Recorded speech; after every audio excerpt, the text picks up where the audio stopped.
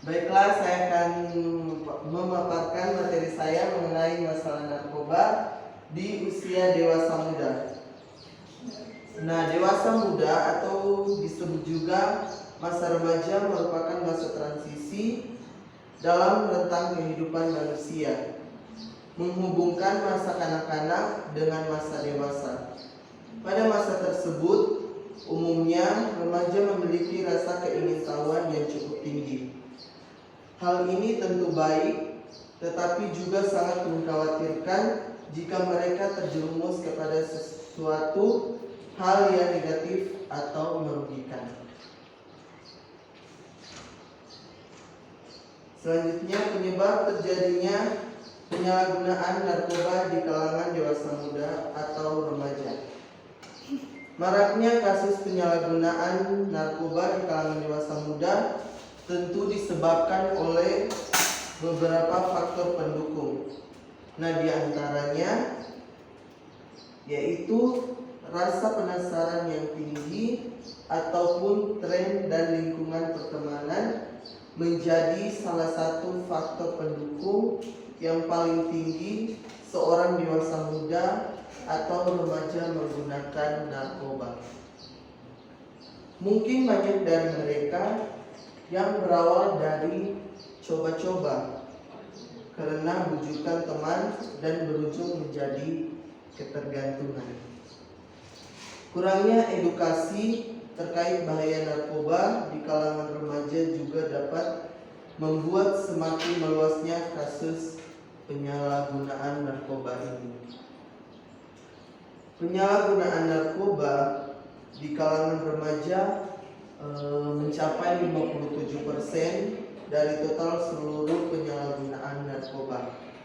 Nah, Komisi Perlindungan Anak Indonesia menjabarkan bahwa 82,4% anak berstatus pemakai, sedangkan 47,1% sebagai pengedar dan 31,4% sebagai kurir. Angka tersebut terdengar sangat miris. Remaja yang seharusnya menjadi penerus bangsa malah sudah terjerumus penerus bangsa malah sudah tercemar dengan narkoba. Selanjutnya,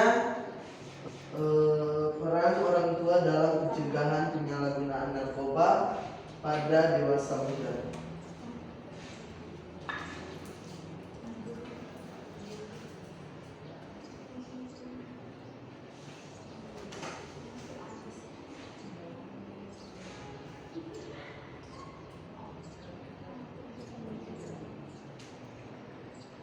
Nah, kecenderungan anak menyalahgunakan narkoba tidak dapat dilepaskan dari peran dan tanggung jawab orang tua. Sekalipun lingkungan seperti keluarga, sekolah, dan teman sebaya mempunyai pengaruh yang besar bagi anak. Tetapi apabila orang tua dapat melaksanakan peran dan tanggung jawabnya, maka pengaruh lingkungan tersebut dapat ditekan seminimal mungkin. Peran dan tanggung jawab orang tua dalam rangka penyalahgunaan narkoba pada anak dapat dilakukan dengan berbagai cara sebagai berikut. Nah, yang pertama, orang tua sebagai panutan.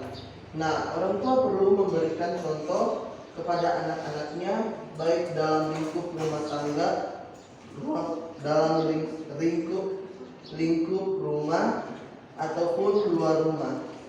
Harus sesuai apa yang dikatakan dengan apa yang dilakukan. Nah, yang kedua, orang tua menjadi teman diskusi. Apapun yang disampaikan anak, baik berita baik atau buruk, perlu didengarkan dengan baik. Anak perlu diajak berdialog secara lebih terbuka dan mendalam. Nah, yang ketiga, orang tua menjadi tempat bertanya. Orang tua perlu mengikuti perkembangan dan permasalahan anak sehingga dapat memberikan penjelasan bila anak bertanya tentang berbagai permasalahan pada anak, termasuk masalah narkoba. Yang keempat, orang tua mampu membuat aturan secara konsisten, kontinu, dan keluarga yang baik dalam keluarga perlu tetap diteruskan bersama. Yang keenam, orang tua perlu menggali potensi anak untuk dikembangkan melalui berbagai macam kegiatan. Yang ketujuh, orang tua berperan sebagai pembimbing bagi anak.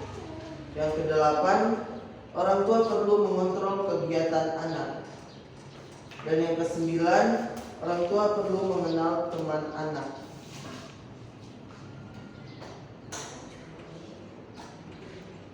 Yang ke-10, orang tua perlu menumbuhkan kesadaran anak akan bahaya penyalahgunaan narkoba yang tidak sesuai dengan nilai norma agama dan aturan-aturan hukum yang berlaku.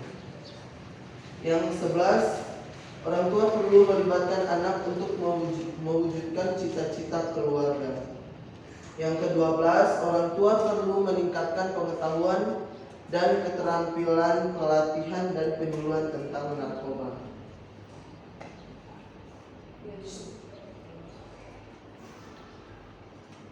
Peran orang tua dalam rangka membantu para remaja agar tidak terjerumus ke dalam lubang narkoba sangat dibutuhkan. Apabila para korban penyalahgunaan narkoba tersebut adalah dari kalangan terdekat kita, seperti adik, keponakan, saudara, atau mungkin anak kita sendiri, dibutuhkan kerja keras dan kasih sayang yang tulus untuk mengangkat mereka dari jeratan narkoba. Sekian dari materi saya. Mengucapkan banyak terima kasih.